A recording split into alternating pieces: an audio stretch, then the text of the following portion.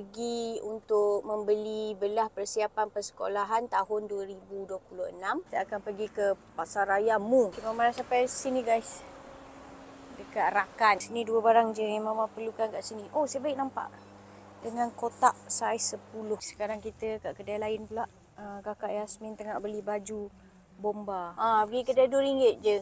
Nak beli alat tulis. Itu yang tujuan utama dia. Tapi kita belum sampai-sampai lagi kat situ. Jadi jom kita pergi kedai RM2. Mel ajak pergi DIY. Mama tak nak. Okay guys, akhirnya kita dah pun sampai ke kedai Iko RM2.60. Okay, ni putus-putus kakak cakap.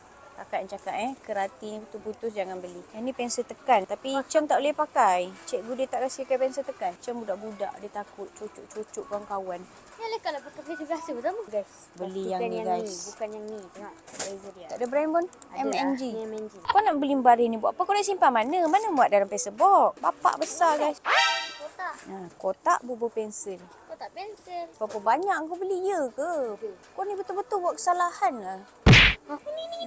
Ini Mama tahu ni. Ini sekejap hilang.